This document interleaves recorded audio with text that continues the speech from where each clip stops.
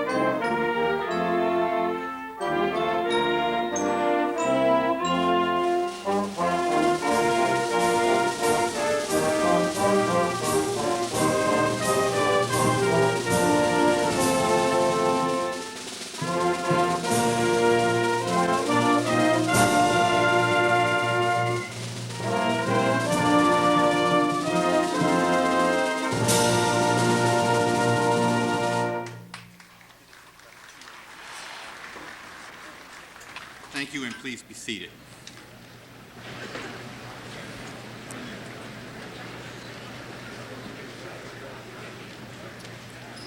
Faculty, students, parents and relatives, distinguished guests, and friends of the university.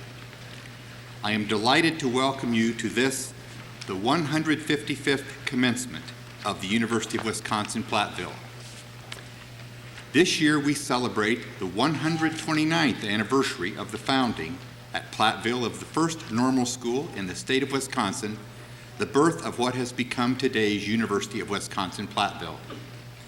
During these years, approximately 30,000 students have received degrees from this outstanding university. This afternoon, over 350 more degrees will be conferred. Commencement is a celebration of accomplishment and of success.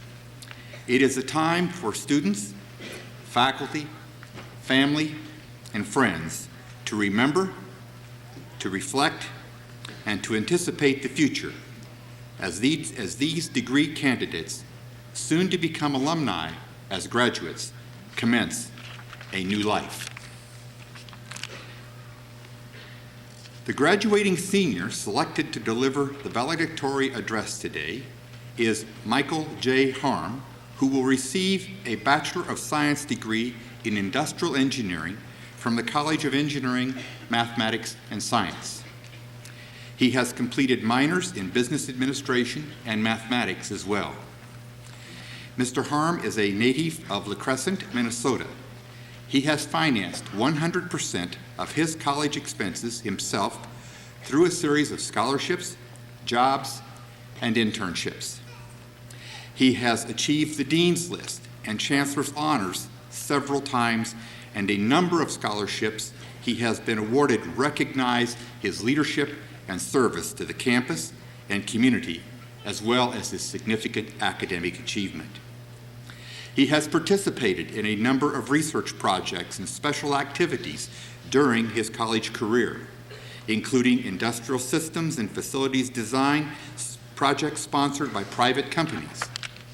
He was group leader for logo design and animation for the U.S. first competition in which UWP and Platteville High School students designed and built a robot for a national contest at Walt Disney World.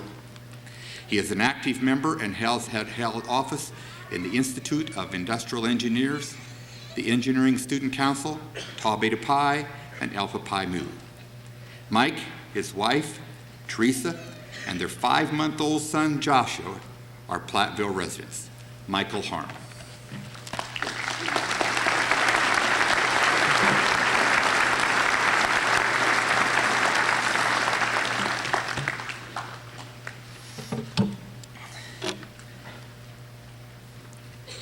Now what? I was in a situation similar to this only 5 months ago, when after 90 grueling minutes of labor, pop, my wife had a little boy. After this whirlwind experience, the nurses got me to my senses, sat me down, and handed me this little bundle. So there I was, holding my son in my arms. I looked at my wife, she looked back at me. We looked at our son and said, now what? You see, I had spent so much time and effort getting used to the fact that my wife and I were pregnant, and yes, future fathers, whether you like it or not, you become pregnant too, that I did not properly prepare myself for this child. Then it hit me. I now have a son, someone who is totally dependent upon me, someone who for eternity will call me dad. So I had to figure out, now what? What does all this have to do with us today? Well, we're in the same boat. We have spent so much of our time concentrating on college life that many of us have sidestepped what it all leads to. Soon, we will all be cradling a diploma in our arms, a diploma representative of our education, our development, our life here at UW-Platteville. Just like a child, our educational development needs our attention. It needs our continuing devotion for it to grow and mature. We're now at the point when we need to answer the question, now what? So what do we do from here? Well, I have but two pieces of advice. One, follow your heart. In other words, be sincere in what you do. And 2, make sure that your heart is in the right place. What do I mean by this? Well, let me use an example. How many of us have joined organizations simply for how it makes us look? It looks good to our bosses. It looks great on a resume. It looks good to our friends. But if it wasn't in your heart to be a part of that organization, if your effort was only limited to that which is seen by others, then everyone suffered from your lack of fire, that fire inside that drives you to push on despite what's around you. I beg you, follow your heart. Find where that fire is burning inside and show it. This is further illustrated by the example of a strong and mighty individual. One who knew where his heart, his fire was. One who did everything at his disposal to make sure he followed it. Someone who inspired millions. A person whose aspirations gave him global recognition for thousands of years to come. Someone who was and is modeled by many. The man? Adolf Hitler. Oops. I guess something's not right here. I need to include the second point. Make sure that your heart is in the right place. There's such a push in society today to just do it, and that many feel as long as you're sincere about it, it's okay. However, look at Hitler. His ethic fit society's teaching precisely. He was extremely sincere, yet through achieving his desires and committing his atrocities, he proved simply being sincere can be wrong. By following your heart, you find out who you truly are, and you may find that your heart isn't in the right spot at all. Hey, this happens to all of us. We simply need to take responsibility for changing that. It may not be easy, and many times only God may know how to change it, but you must see to it that it is changed. So as you leave here, please keep in mind these 2 points.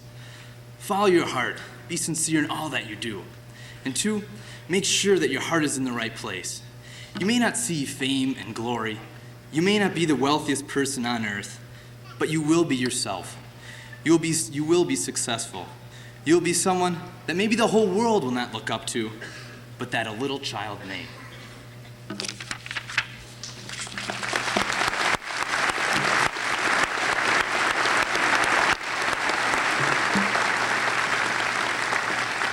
Thank you very much, Mr. Harm. It is now my pleasure to introduce Janan Yasari Kuhn, Manager of Community Services at Dean Medical Center in Madison, Wisconsin, and alumni of the University of Wisconsin-Platteville. After completing her Bachelor of Science degree in Business and Economics at Platteville, Ms. Yasari earned a Master of Science degree in Consumer Science at the University of Wisconsin-Madison. She became a reporter for WMTV Channel 15 in Madison, where she served for 9 years as a news anchor and manager, as producer of Contact 15, a consumer affairs program, and she received 2 state gavel awards in investigative reporting from the State Bar Association. In 1992, she took her expertise and interest in community service to the Dean Medical Center, where she designs and administers programs for the medical needs of Dane County's low-income children and adults. She co-owns Emerald City Productions, which produces educational videotapes, and she works with Wisconsin Public Television on video projects and is co-authoring a book about advocacy and community service in healthcare. Ms. Yasari Kuhn never forgets her roots in Platteville. Though she and the tasks that she has a great deal and we have a great deal of pride in being one of the last graduates of the Doudna Lab School, an elementary school where scores of university students received excellent elementary education.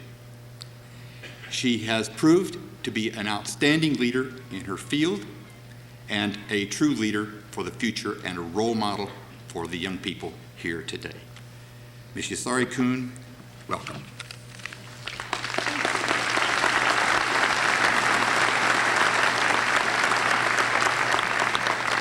Good afternoon, everybody, and thank you very much, Chancellor Culbertson, for that introduction. I am so glad that you included the fact that I am a 1972 graduate of Doudna Campus School, otherwise I think fondly remembered as the Lab School here on campus. As I started putting my notes together for today, I realized that I really didn't just complete my bachelor's degree here, but more importantly, I started my entire educational experience at UW-Platteville. And for those of you who aren't familiar with the lab school concept, Doudna was an elementary school, kindergarten through the 4th grade, actually, when I was attending. It was part of the College of Education here at UW-Platteville for many, many years. The university students there majoring in education were our teachers. And it wasn't until I entered the public school system in the 5th grade that I realized that student teachers weren't necessarily a common part of everyday classrooms. Of course, we had a supervising instructor in each class who worked with us and worked with those college students who were learning to become teachers. And in fact, I'm so pleased to note that my 1st grade teacher, Joan Rexted, was able to join us today, and that means so much to me. Preparing for this speech has really caused me to reflect on all that UW-Platteville has provided me over my lifetime, really. UW-Platteville gave me a dynamic business department from which I graduated, with Judy Paul, who taught me all about marketing, and Scott White, who introduced me to business law. And UW-Platteville gave me Joan Rexted, who in the 1st grade taught me how to read and to write. UW-Platteville gave me Jamir Udine and Jack Bork, who helped me toil through 3 semesters of accounting, and I did toil, but I use those skills today. And they gave me Ken Ginner, who in the 2nd grade provided me and my classmates with the best rendition of Charlotte's Web imaginable. It's vivid in my memory. It takes a special man to assume the various characteristics of barnyard creatures in front of a group of 7-year-olds, and Ken Ginner was a special guy. UW-Platteville gave me Harv Hensley, who brought the universe down to our level in our astronomy lab, and they gave me Stan Moore, who in my philosophy class helped us make better use and understanding of that universe. They gave me George Smith, who introduced me to broadcasting, and George Mahoney, who appropriately challenged us in that 1st semester of English Comp. And they gave me Ann Rowell, who in the 4th grade established what was then known as an open classroom.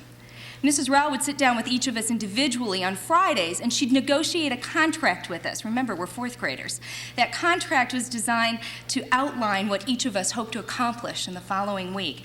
Well, of course, most of us were trying to lobby for things like observing the gerbils in the greenhouse for 40 hours, or maybe studying the politics of foosball over at the student union. But Rowell would keep us on task. And I would argue that the 1972 graduating class of Doudna Campus School likely are keener negotiators today as a result of her efforts. A lot has changed here at UW-Platteville since I have been here, even since I graduated with my bachelor's degree. All the colleges have changed, certainly, and there's no longer a Doudna Campus School, but some fond memories, I think, of what was there. Some of what Ann Rowell and Joan Rexted and Ken Ginner were doing on this campus in the late 1960s and the early 70s was considered pretty radical then. Today, of course, some of it's commonplace, even in the public schools.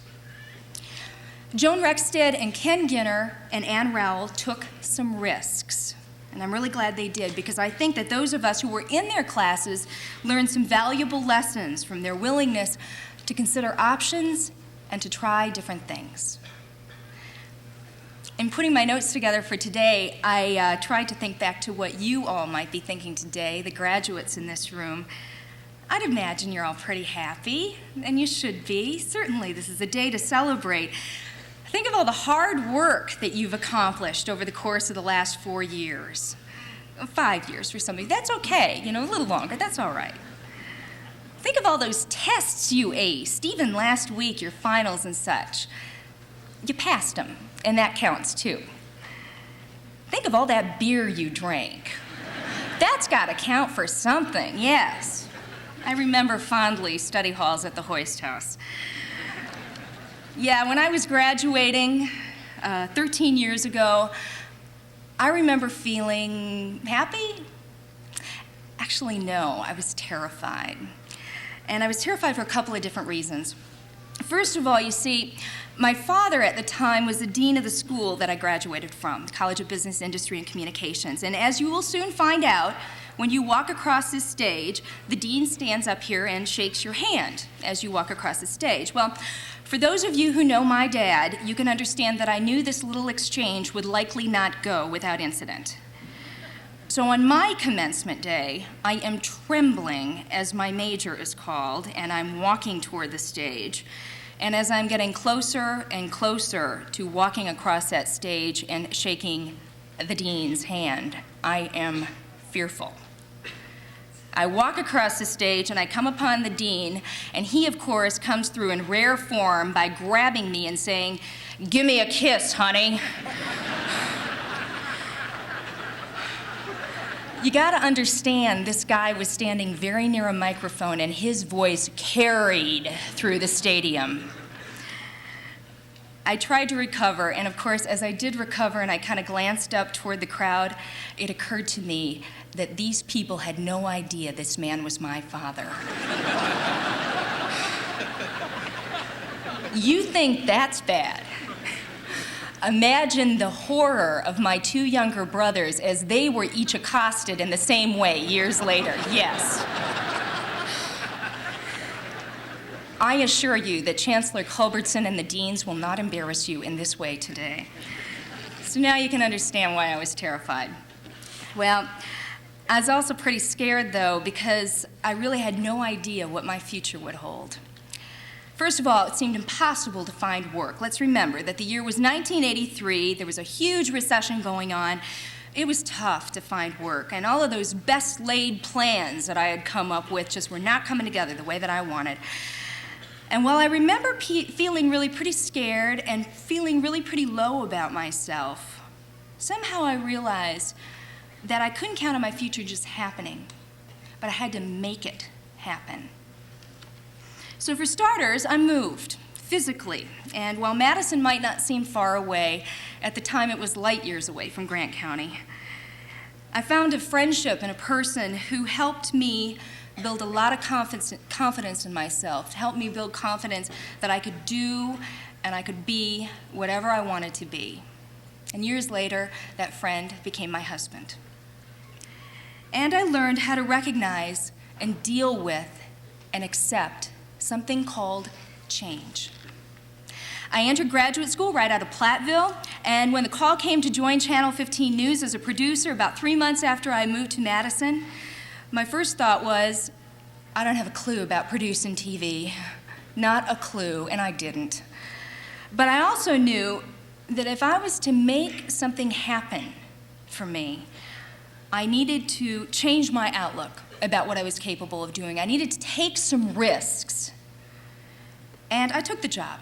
And over the next 9 years, I learned about producing television programs and reporting and anchoring, and eventually about managing a newsroom.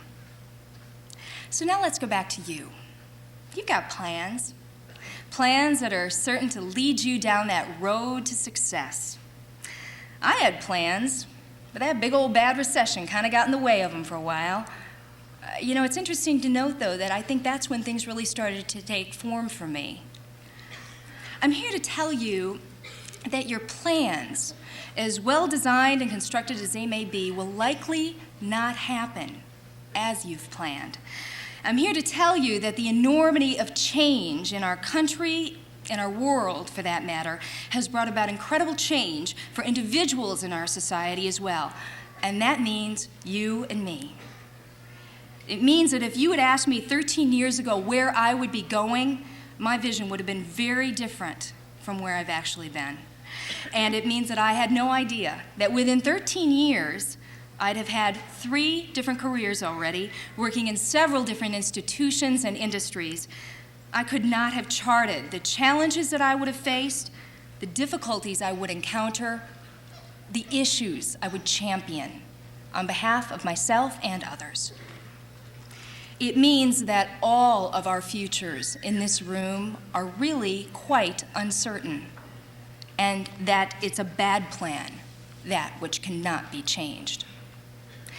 It means that possibly one of the reasons Chancellor Culbertson may have asked me to speak with you today is because we as a society are starting to look beyond the status quo and delve into the thoughts and the comments of non-traditional commencement speakers like myself. That as a changing society, we've got to take a good, hard look at how we conduct commerce and relationships and how we can learn from the wisdom of all others who live in our communities. It's a different way of thinking. It requires a change in how we view our world, how we view our jobs, really how we view our roles in life. Ann Rowell and Joan Rexted and Ken Ginner built their teaching practices on change. They took risks, and my exposure to that as a child has made an enormous difference to me then, and certainly continues to even today as an adult. So, as I put my notes together for you today, I wanted to try and to relate to your happiness and your fears that you may be experiencing today. I want to talk about the changes that are taking place in our lives and in our world, and why being prepared for change is so important for you. And of course, standard fare, I am told, for any commencement speech would be or my instructions rather, on how you can become successful. It kind of makes me uncomfortable. Success, I think, can be measured in so many ways. It would kind of be like my telling you, as a collective group, what should make you happy. I don't feel right doing that. So as I speak today, I'll do so in terms of what has made sense to me as an individual, what's made me happy, certainly, and I think what has in turn made me successful. And perhaps some of the same concepts will make sense for you as well. But all that aside, let's get back to this issue of change. Change. It's a tough concept for a lot of people. You know, you'll find that a lot of people just don't like things changing at all. Sometimes I think the best way to realize it, to fully accept change, is to step back from it and observe it for a little bit. Take a snapshot of our world, why don't we, and see how our world is changing. Let's first consider technology and the way it's changed, the way that we communicate with each other, even over the last couple of years. You know, these days it's not enough for folks to just flip on the TV set anymore. Over 65% of our nation today pays to be hooked up to something called cable TV, which used to be a new concept, and the hope of surfing as many as 500 channels in the near future. And I remember when typing classes were largely filled with students seeking clerical careers. Well, the computer revolution has changed all that. Personal computers are standard fare in most offices today, as in many homes. We have two. And being keyboard and computer savvy are essential to being successful at the job. Post office will tell you that things have changed. Since 1987, homes and offices have added 10 million fax machines, well over 26 million email addresses. The number of cellular phone subscribers has jumped from 0 in 1983 to 16 million by the end of 1993. Fact is, today's average consumers wear more computing power on their wrists than existed in the world in the year that I was born, 1962. No matter whether you embrace these technologies or not, they are changing the way that we do business and the way that we interact with one another. Change. Our households are changing, without a doubt, dramatically in some respects. One example, the Census Bureau tells us that 40 years ago, 64% of households had children in the public schools. Today, only 27% do. The labor force has changed. A lot of us remember when most women, particularly mothers, worked primarily in the home. Well, today, 45% of the workforce are women. Apparently, some things aren't changing enough, though. When you look at their income, women still earn just 71% of the median income for men. Maybe this will help that issue. We are experiencing a serious labor shortage in parts of the country that's only expected to increase. Some parts of the country have just 1% unemployment, and as a result, in order to attract and to keep good workers, many organizations are finally considering important employee benefits like child care and time off, medical leave to care for other family members. Let me deviate from this snapshot that we took of the world for just 1 second to show how change in the workplace has impacted on my professional life. Over the 9 years that I worked at Channel 15, the station itself was sold 4 times. Over 9 years, not uncommon. With every ownership change came new expectations on the part of the new management, and that translated into new expectations for us as members of the staff. And those changes helped me realize at a very young age that just when you think everything is going fine, somebody's going to come in and change the variables. They're going to buy the place, they're going to sell the place, they're going to fire your boss, who you thought was doing just fine. They may ask you to take a different position. They may ask you to leave. Fortunately, I was never asked to leave, but I do know a number of people who did have to face that. It's like I said before, your future may not absolutely hold what you are planning today. So be ready to reconfigure, to reevaluate, to retool, and to punt. We've all got to be prepared for change. Whether you go to work for an insurance company or a healthcare organization or a school district, a financial institution, a university, a TV station. One of the great philosophers of our time recently shared the wise words of his mother that I think seem to ring true here. Life is like a box of chocolates. You never know what you're going to get. Change is a constant in our society and our economy, and if you intend to be striving toward success, if you want to be happy, you can't afford not to plan for it. I believe that taking care of your career these days means managing perpetual motion. It requires lifelong learning. You're not done with school yet, folks. You want to make sure that you're prepared to change careers when you want to, and guess what? The likelihood is good that you're going to want to change careers 8 to 12 times in your lifetime. It requires a personal commitment to accept differences of opinion and modes of operation. The value you get in working with people who are different from you is absolutely tremendous. Differences of opinion and style show us different modes of thinking. They can only enrich us personally, even if you don't necessarily agree with all their ideas all the time. It certainly helps broaden your frame of reference. I do want to revisit that picture, that snapshot that we took just a second ago. What else is changing? Recent poll conducted by Industry Magazine asked people, are you happy at your job?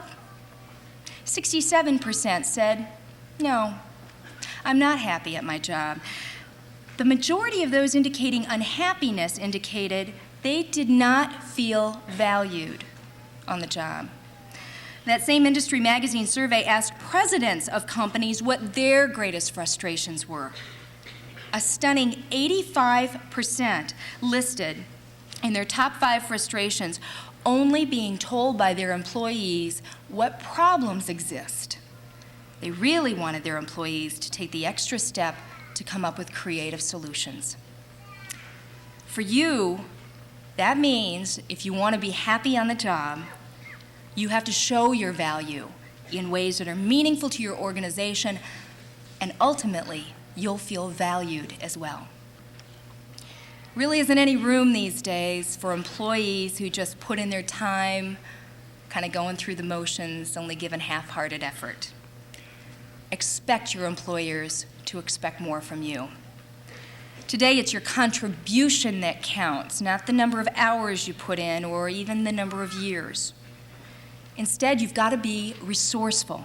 And that means if the answer to the question isn't obvious, you have to show several ways that you would try, at least try, to come up with an answer. These are the skills that bring value to an organization. They bring value to the individuals as well. I have to reflect that when I was a reporter, which I believe is probably the best first job a young person can have, I had to learn very quickly how to become very resourceful. And it's interesting to note that I think it's the one job that influenced me the most. It's also the job that paid me the least, It required the longest hours out of the day, and I had the fewest resources by which to complete my tasks. But the lessons I learned and the contacts that I made stayed with me over the last 13 years, and without a doubt, helped me into building into other opportunities, into other careers, including that which I'm in today. That trait, resourcefulness, trying the hardest you can to find positive, creative answers and solutions, is a lot more important to employers than getting straight A's or being book smart. Now for a final look at that snapshot that we took just a couple minutes ago, let's take a look at our communities. Have y'all heard the population that expanded the most in the 1980s? Prisoners. In 1980, there were 400,000 nationwide. By 1990, that had grown to 1.1 million. The juvenile crime rate has skyrocketed in most major cities. The Twin Cities, as an example, has experienced a nearly 300% increase in juvenile crime. Today, 23% of children are born into poverty. 1/4 of those children born to single mothers, and 2/3 of those mothers are teenagers. 50% of those children will live with a single parent the majority of their childhood, unfortunately, in poverty.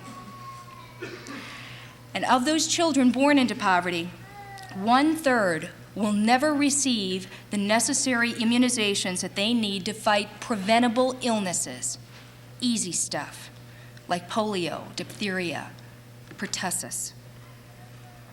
5% of those children were born with preventable birth defects, medical matters that could have been avoided with early prenatal care.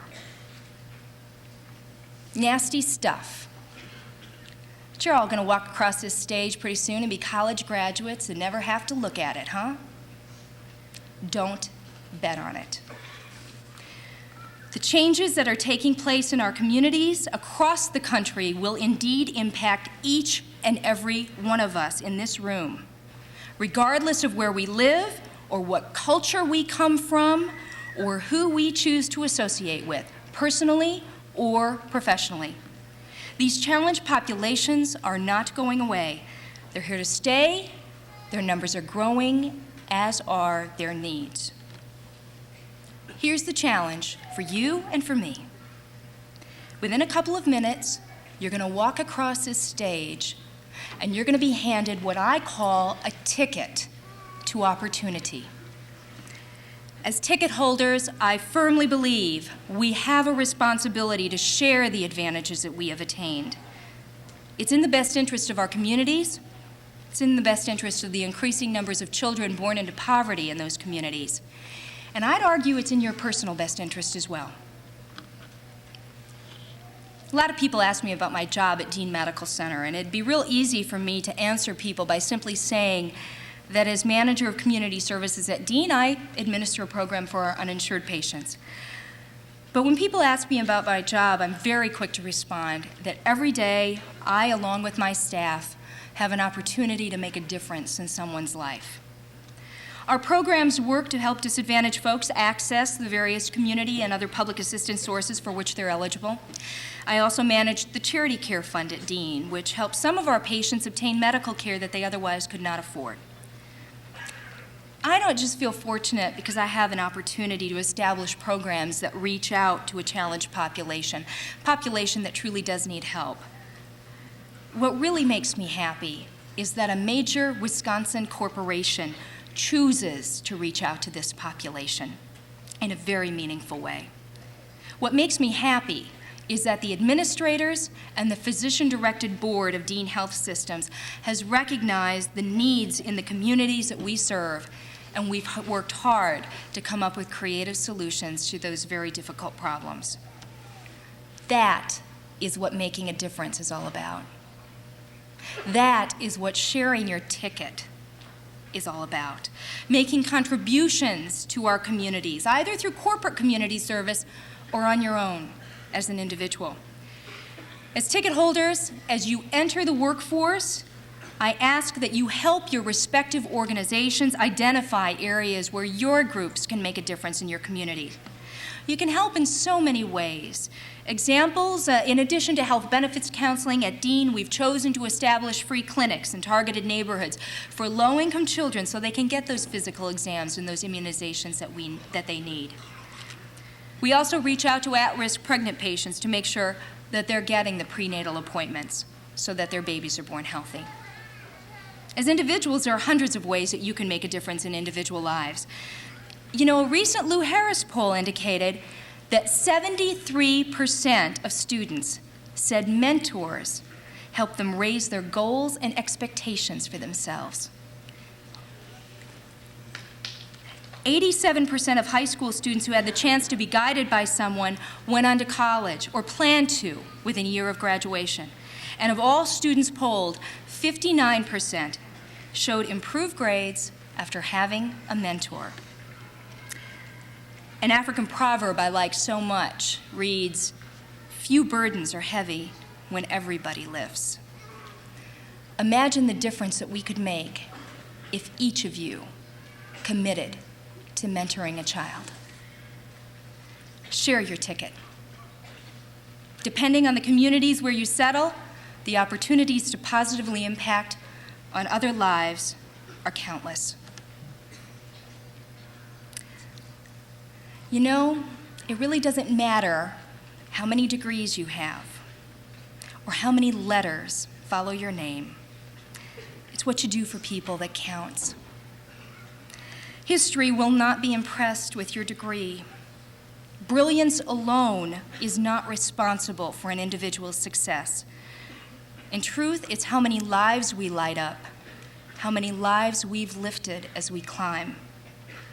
Go into your communities and make a difference. If we intend to be catalysts for change in our personal lives and in our organizations, we must be catalysts for positive change in our communities as well. And that brings me back to that issue of success. I believe success is a lot more about happiness than anything else. I feel successful sitting on the porch with my neighbors watching the seasons change. I really believe success is about reaching some personal goals and then sharing. I feel successful when my husband and I volunteer at free pediatric clinics in Madison. Find a way to give something back. Success and achievement mean nothing if you get there and you haven't brought someone along. I feel successful when I realize that I have choices, and more importantly, that I have a voice to empower others to recognize their choices as well. Fact of the matter is, a lot of people don't or won't care how successful you are unless you stand up for more than your personal career and ambitions. If you live only for yourself, unfortunately, it's only going to matter to you when you're gone. So make sure your life means something. And remember, your ticket can buy passage for as many as you choose. So today we have considered a change, the exciting times ahead of us in this room, including these new graduates, and we have considered success and how sharing our advantages can make enormous differences to our communities and to individuals. I'll leave you with my final thoughts on what taking your next steps might be. Make things happen for you by recognizing problems and enacting creative solutions. Accept and become catalysts for change as you move through life. And remember, we are all responsible for the shape the world is in and the shape that it's going to be in, so make meaningful contributions to your community. I'll close with a verse called Wisdom for Good Life. As you go out to remake the world, I offer the following bits of wisdom. Keep learning, stay awake to amazement, be kind rather than right. And remember, while you might not believe this right now, being loved is better than being rich. Congratulations, everyone.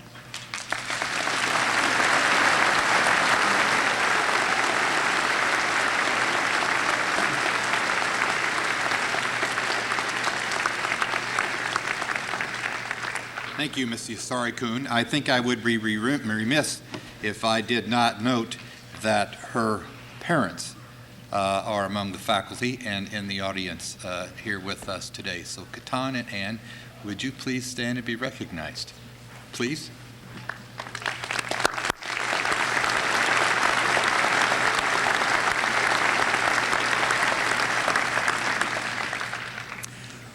We are honoring two recent alumni today.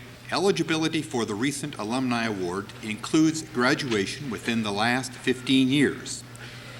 These two individuals are surely excellent role models for today's graduating class and exemplify the many achievements and contributions made by all of the men and women who have received an education at this university. Biographies of the honorees are in your commencement program. Dr. Frederick E. Doman, Jr. completed a bachelor's degree in 1983, majoring in chemistry, biology, and majoring in biology and minoring in chemistry. Ms. Kelly J. Myers completed her bachelor's degree in 1986 with majors in physical education and history. Our congratulations and appreciation to both of you for the accomplishment which you have brought to yourselves and honor that you have brought to your alma mater. Will you please give them a hand?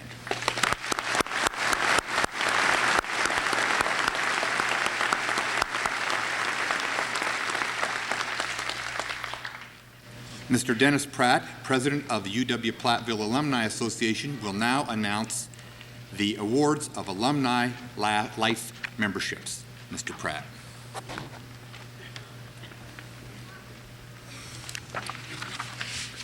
Thank you, Chancellor Culbertson.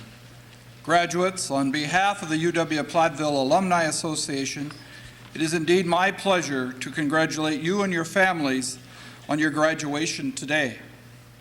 As part of the congratulations, I have been instructed by the Alumni Board of Directors to award each graduate a complimentary one-year membership in the UW-Platteville Alumni Association.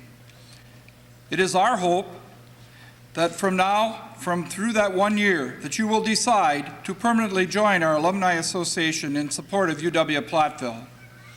The Alumni Association also traditionally recognizes several graduates for their outstanding accomplishments in academics, campus, and personal and professional achievements by awarding them honorary life memberships in the association.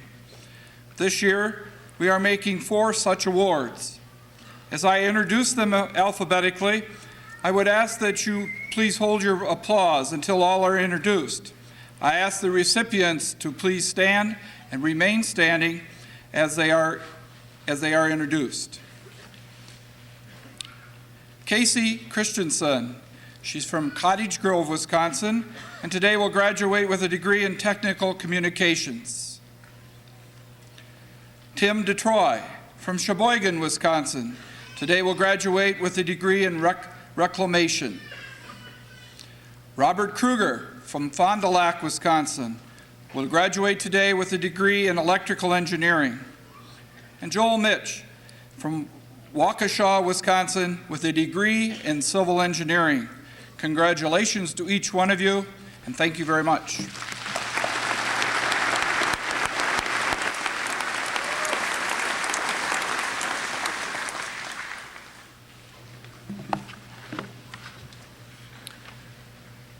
We're extremely proud of all of our graduates and will shortly recognize each of them. However, I would like to give special recognition to a group who have distinguished themselves throughout their academic careers. The undergraduate students graduating with academic honors are designated with asterisks in the commencement program and are wearing gold stoles. Will those individuals who have achieved highest honors and are graduating summa cum laude please rise and remain standing? These students have earned cumulative grade point averages from 3.75 to a perfect 4.0. Please rise.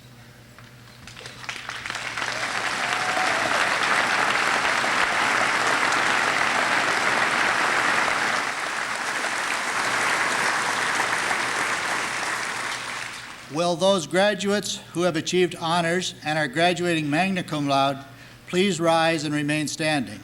These students have earned cumulative grade points between 3.5 and 3.74.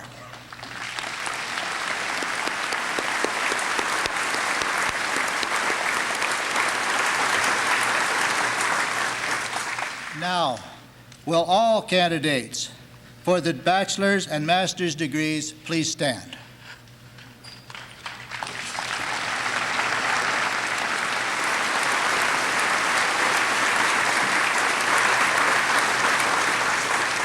Mr. Chancellor, as provost, I certify that the candidates standing before you have completed the curricula prescribed by the university faculty for the degrees of Master of Science in Education, Agricultural Industries, or Industrial Technology Management, or the degrees of Bachelor of Arts or Bachelor of Science, and are entitled to receive their degrees from the University of Wisconsin-Platteville. I therefore recommend that these candidates be granted the appropriate diplomas for the curricula completed. Please be seated.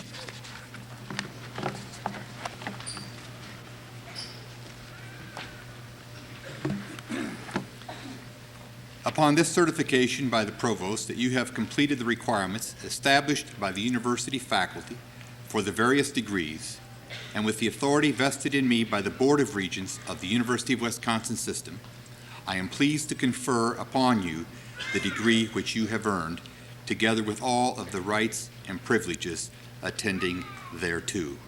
And again, congratulations.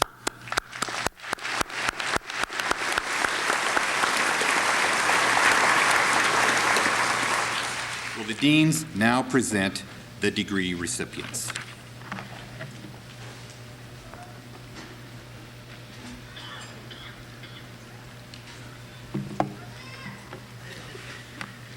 Will the recipients of the degree of Bachelor of Science from the College of Business, Industry, Life Science, and Agriculture please stand?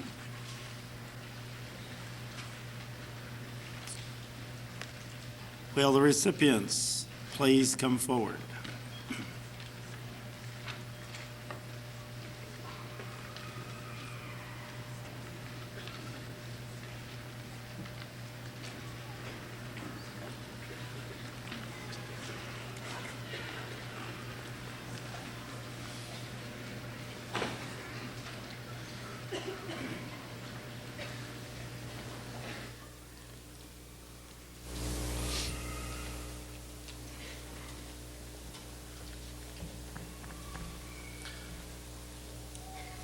Michael John Daniels.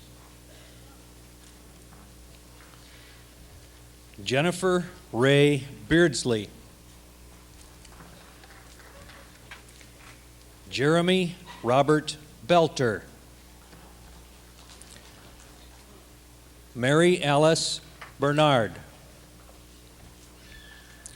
Brett Bruno Bernschein.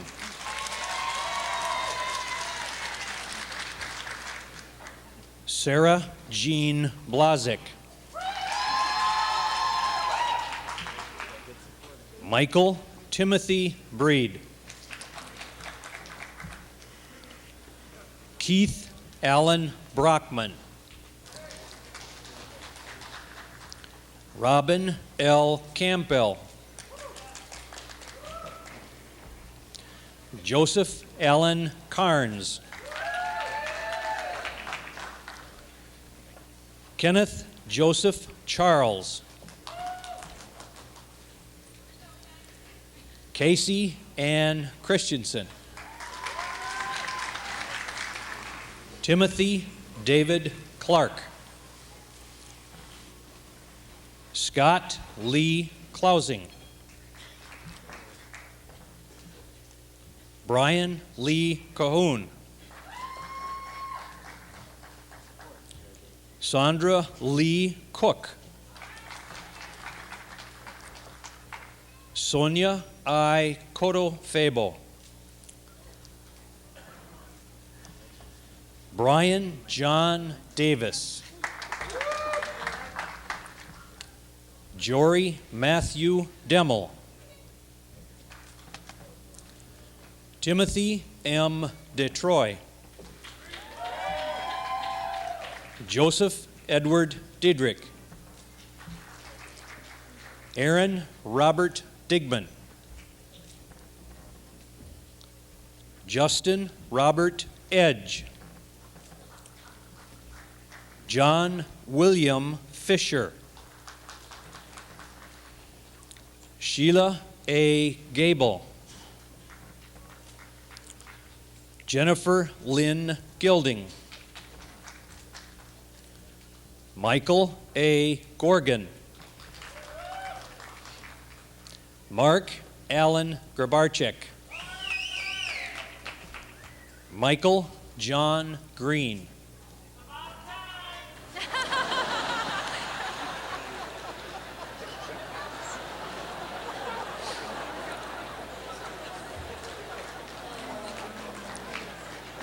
Scott Michael Groshek. John David Gould. Michelle Lee Hagan. Thomas L. Halverson. Ryan P. Hannum. Lori Lee Harp. Kevin C. Heckert. David A. Hagenbarth. Corey Paul Heim. Frank L. Henningfeld. Russell Wayne Hill, Jr. Michael E. Hockenstead.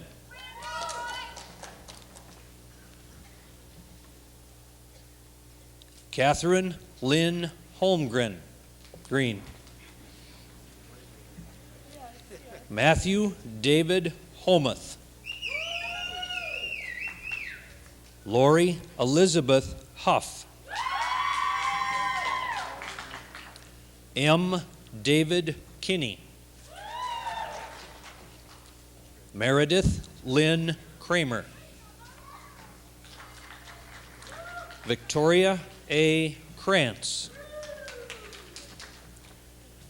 Christine A. Krieger. James E. Kuhn. Donald Elmer Liebelt. Wade Allen Lohberger.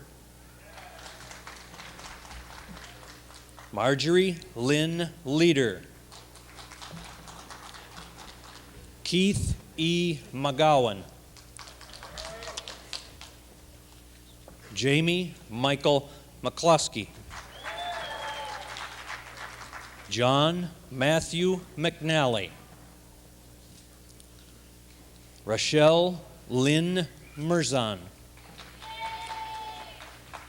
Jason M. Mezra. Greg K. Monson.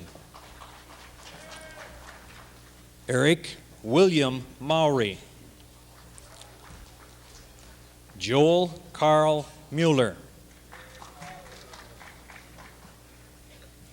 David Patrick O'Neill.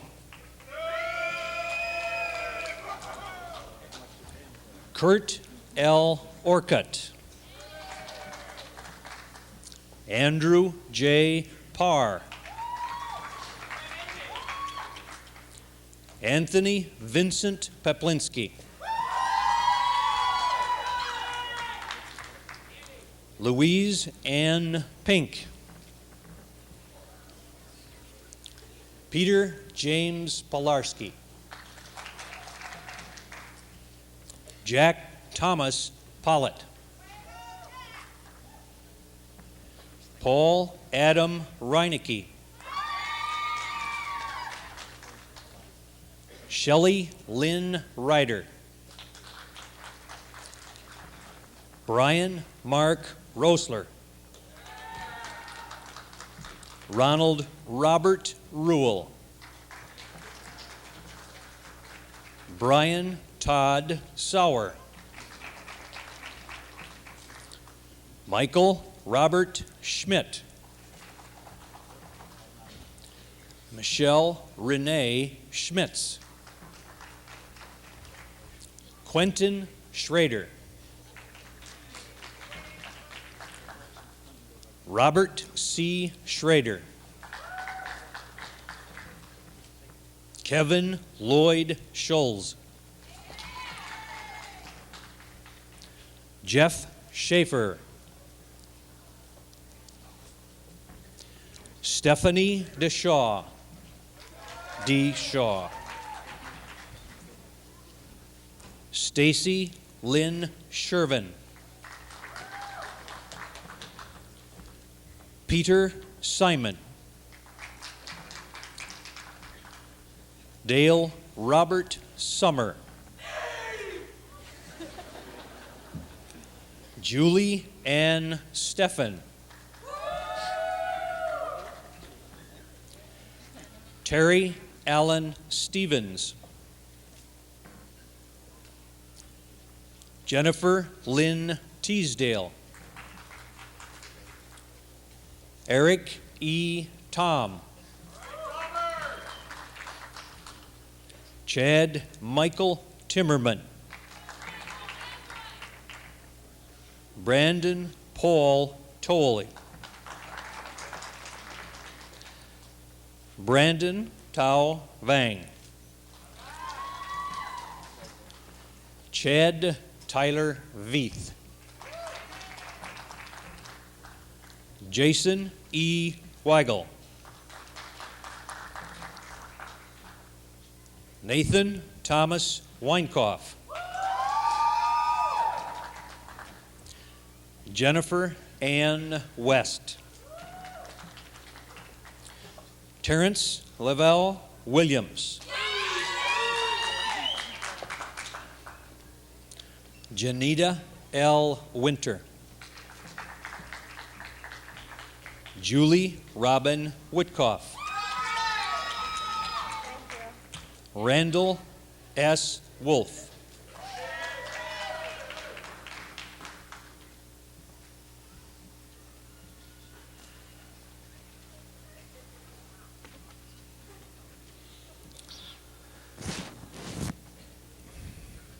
Stefan T. Wolonek.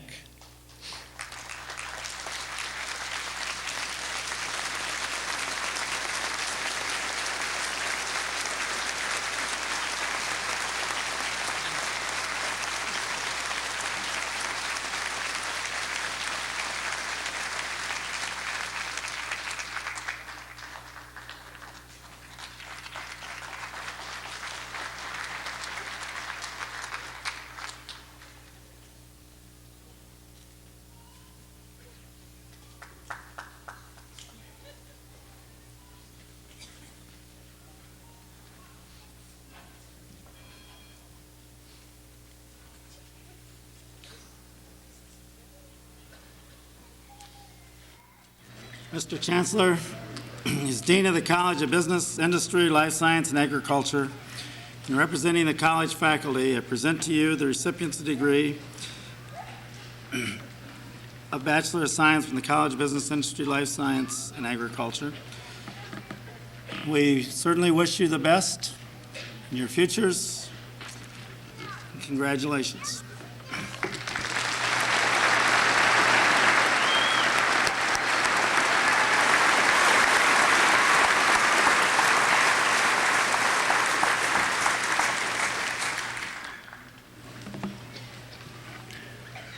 Will the recipients of the degree of Bachelor of Science from the College of Engineering, Mathematics, and Science please stand?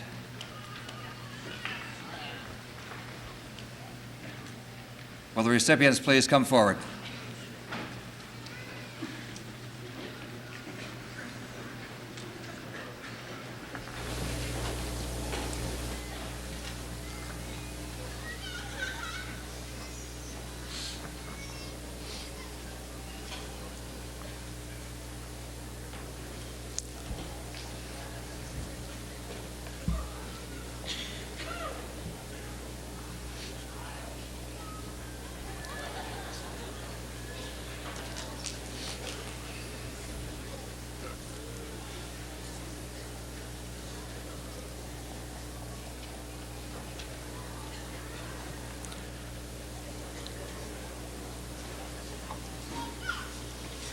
Michael J. Harm.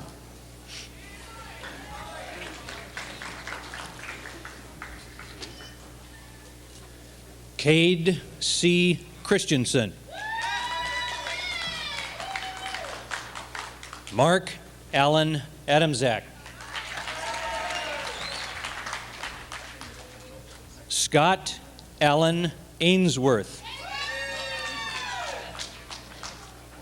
Mike Don Arps. Scott Taggy Asher. Gary Dennis Bausch. Jody Frederick Becker. Dennis Michael Bergen.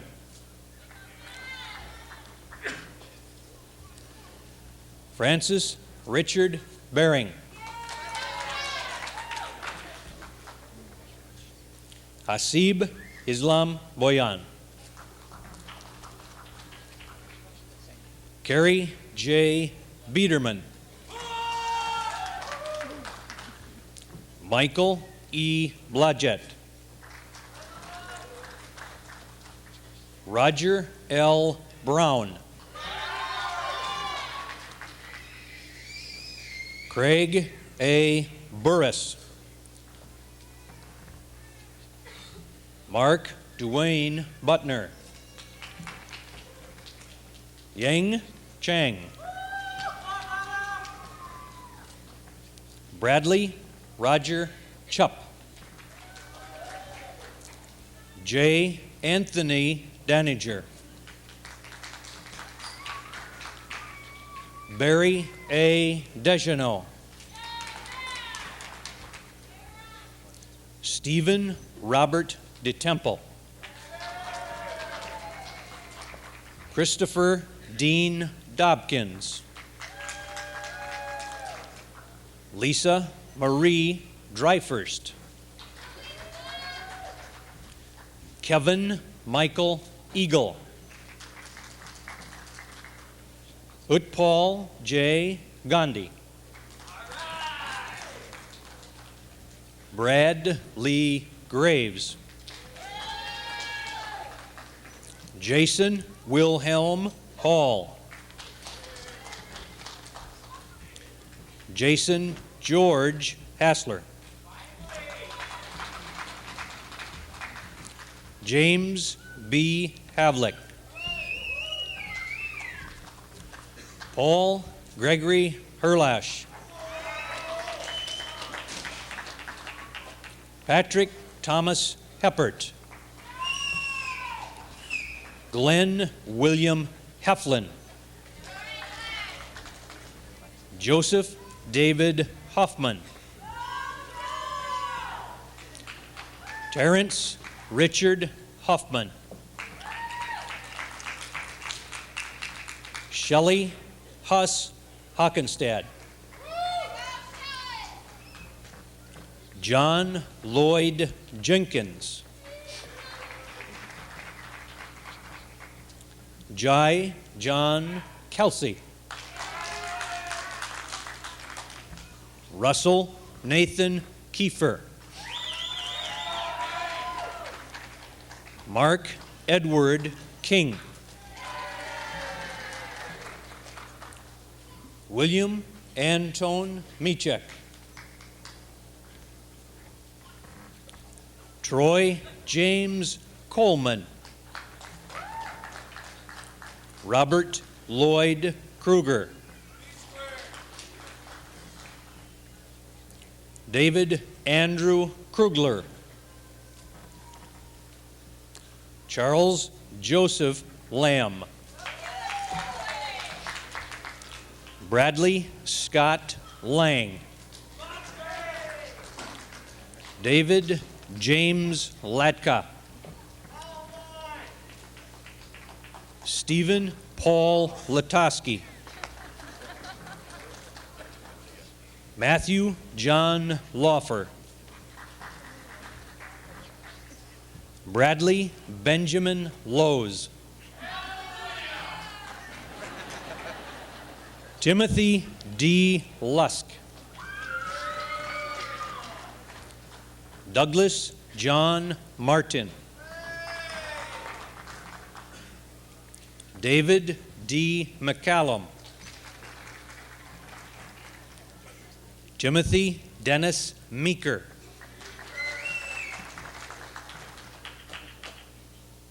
Kevin Mark Miles. Joel M. Mish. Eric Charles Miller.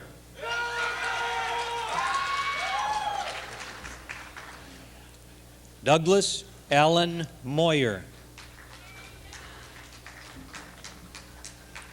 Neil Ian Nowick. Danny James O'Malley. Destin A. Peters. Stephen William Prochnow. Michael Joseph Poles. Pamela Ann Remington.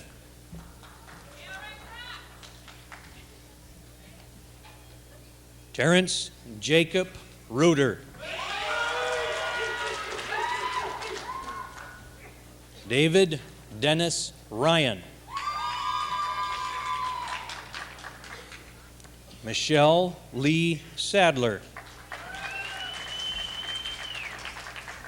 Heath John Schaff. Anna Rochelle Schultz.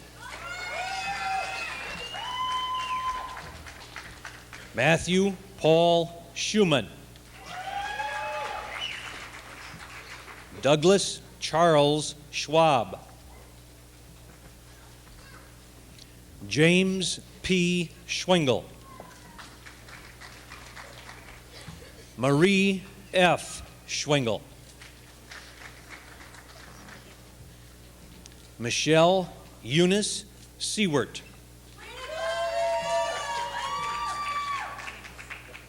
David Allen Solberg. Jason Finn Stavin. Sean R. Sullivan. Brian Loyal Treadway. John Scott Volhard. Robert Matthew Wagner. Gregory Thomas Wallen. Scott William Weicker. Michael Paul Williams II. Aksum Sam Wong. Robert Sterling Wright. Breck Matthew Zortman. Brian John Zwicky.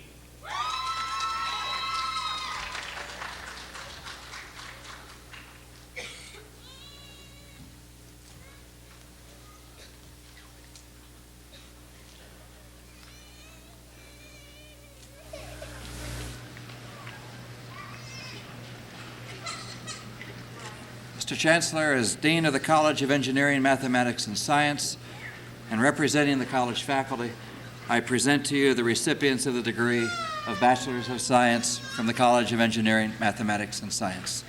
Congratulations. We'll miss you.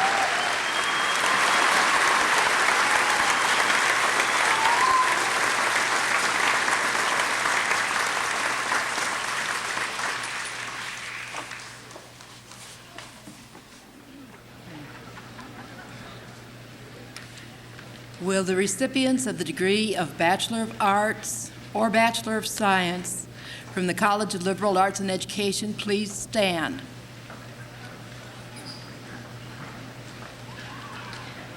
Will the recipients please come forward?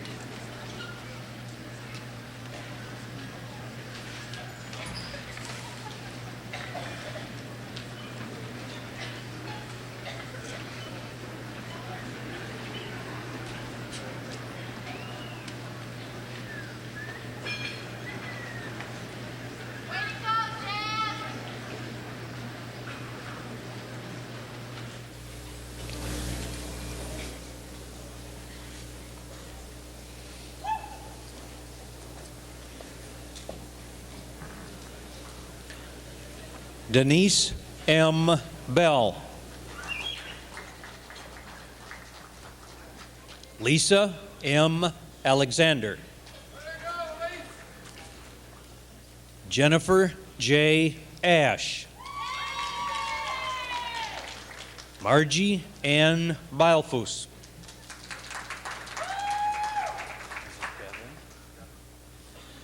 Dion Jerome Bevan.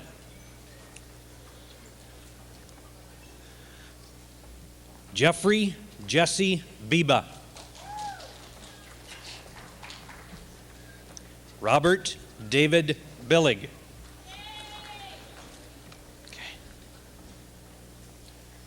Jean M. Brewer. Karen Louise Brown. Rebecca Jane Bookman. Anna Lynn Carroll. Adam Michael Charles. Daniel James Corwith. Lynn Marie Davison.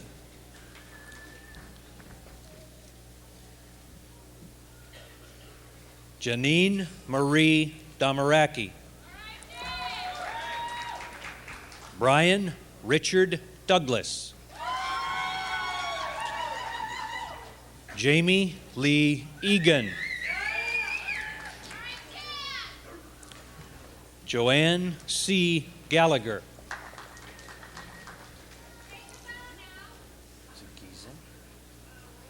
Gloria Jean Giesen.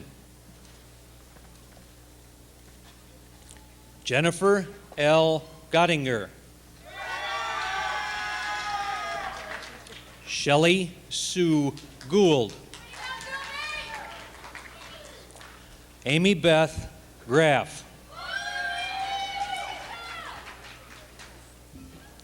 Lara Ann Griffiths. Amy Denise Harwood. Gretchen Melina Hauge. Kayla Lynn Hazen.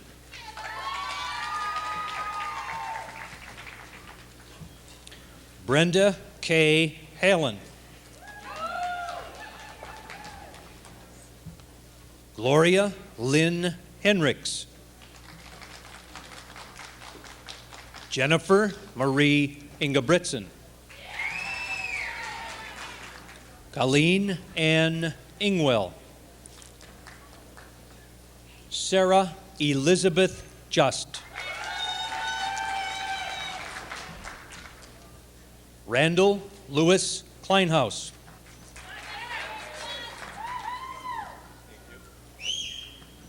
Aaron Jean Kraus. Deborah Ann Kruger.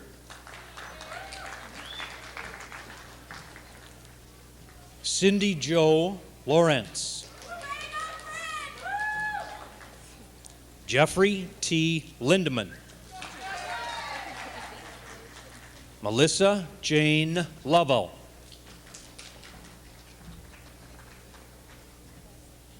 Teresa Marie Magzig.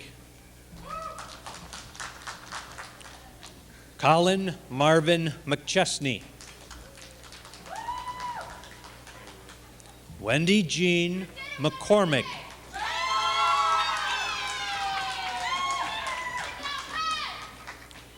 Marjorie Lynn McGraw. Carol Marie McMahon. Tanya Lynn McQuaid.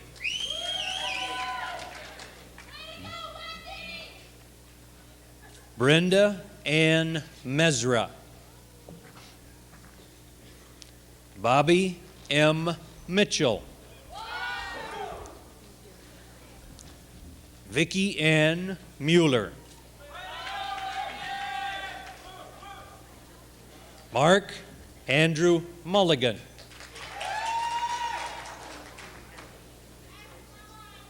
Tara Marie Nix. Jennifer Amber O'Brien. Maxie Joella Marshall Phillips. Daniel B. Pertel. Sean Michael Reuter. Kelly Marie Rupp. Jonathan L. Saylor.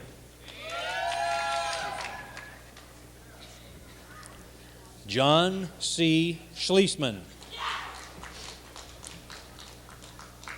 Dennis Michael Schwadreski. Sarah Lynn Selk.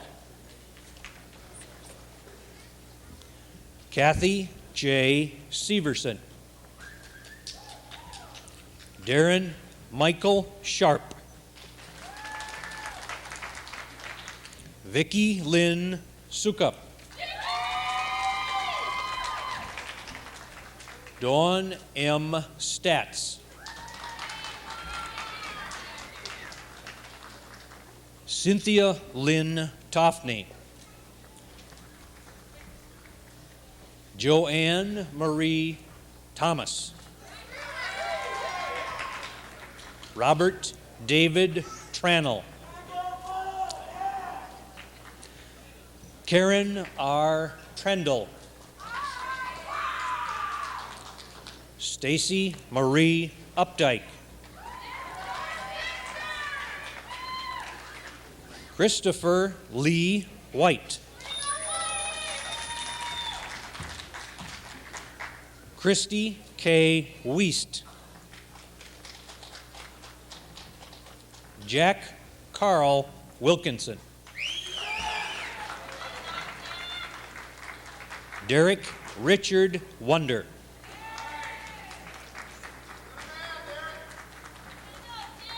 Teresa A. Yankee.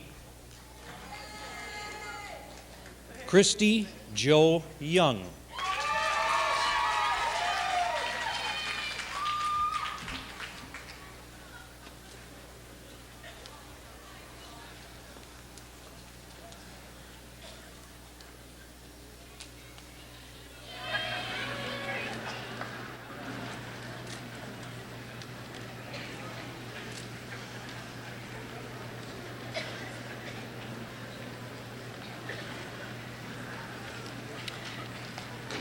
Mr. Chancellor, as Dean of the College of Liberal Arts and Education and representing the college faculty, I present to you the recipients of the degree of Bachelor of Arts or Bachelor of Science from the College of Liberal Arts and Education. Congratulations.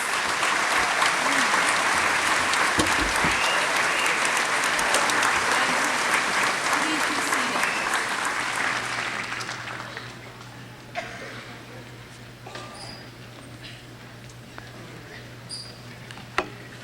Will the recipients for the master's degree now stand? Will the recipients please come forward?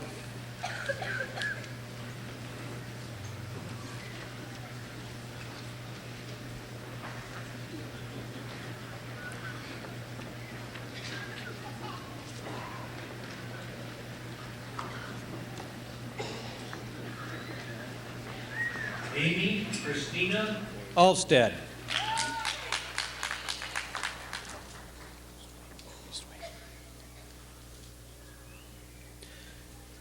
Mary Margaret Bainbridge.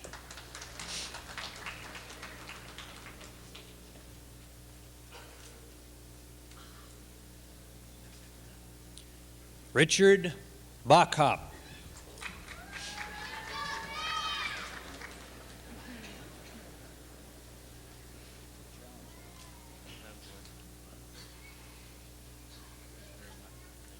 Brenda Dalecki.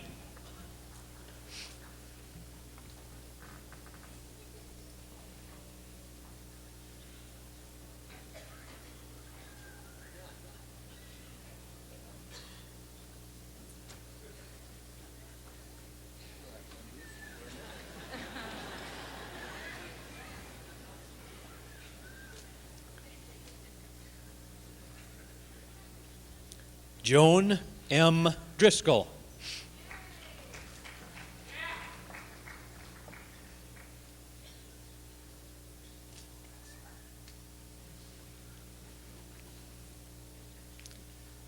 Diane Marie Dressler.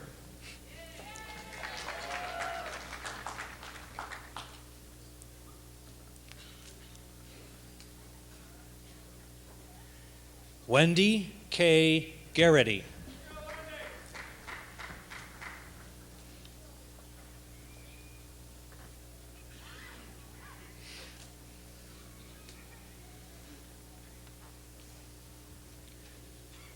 Denise Marie Gorgon.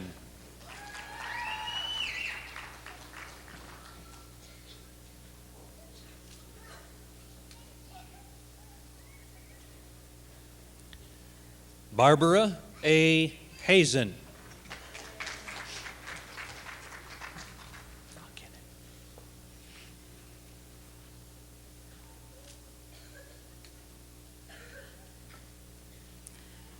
Julie Ann Hyde.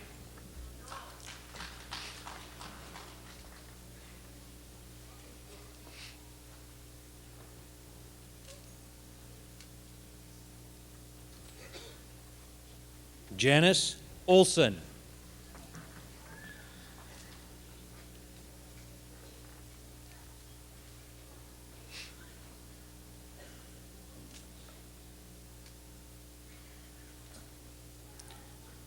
Lorraine Paul.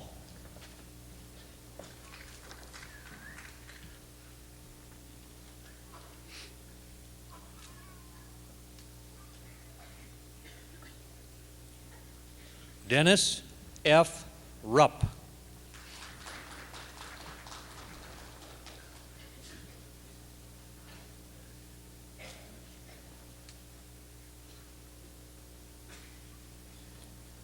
Lisa Marie Schaefer.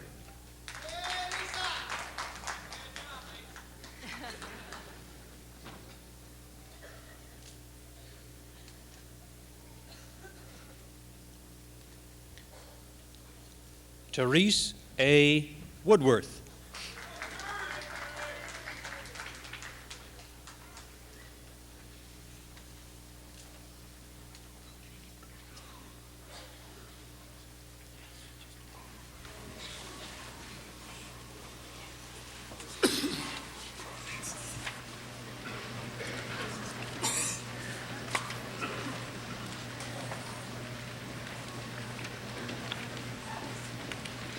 Mr. Chancellor, as Dean of the School of Graduate Studies and representing the graduate faculty, I present to you the recipients of the degrees of Master of Science and Master of Science in Education from the School of Graduate Studies. Congratulations. Please be seated.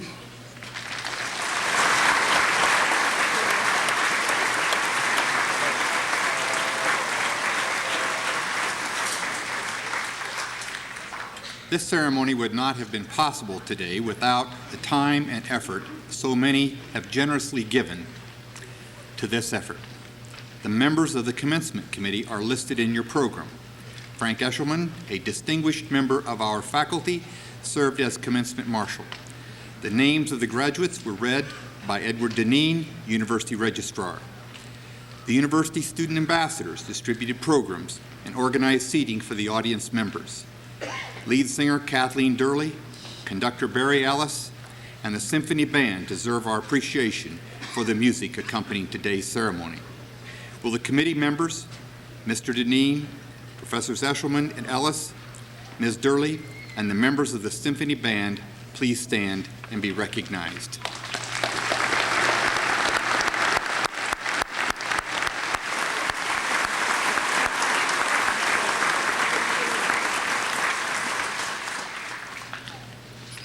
As we say farewell to our graduates, I would like to give them the opportunity to recognize those who have guided them, mentored them through their university life, and from time to time given them gentle prodding and friendly assistance. Faculty are the heart and soul of the Academy. It is the faculty who challenge and mentor and bring life to the learning process. Colleagues, many of these students have told me that you are outstanding. I am proud to be one of you today. Students, please give this faculty a hand, and will the faculty please rise to be recognized by the students.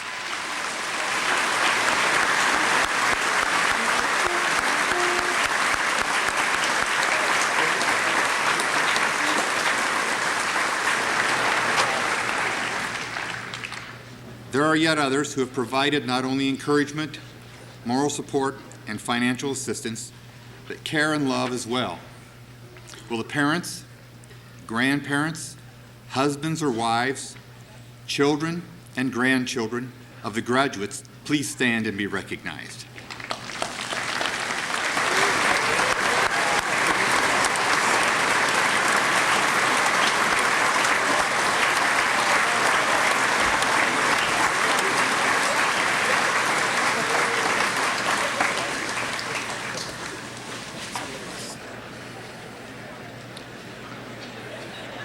Please turn to the last page of your commencement program. Will you please stand and join Kathleen Durley in singing our alma mater?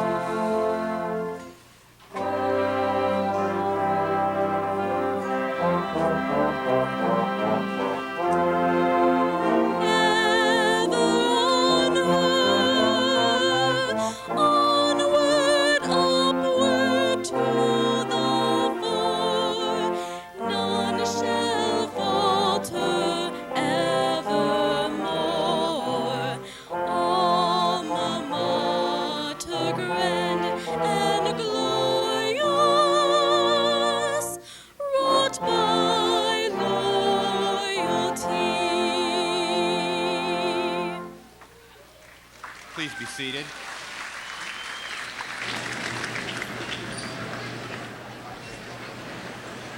The commencement ceremony has been videotaped and will be televised once tonight beginning at 7 p.m.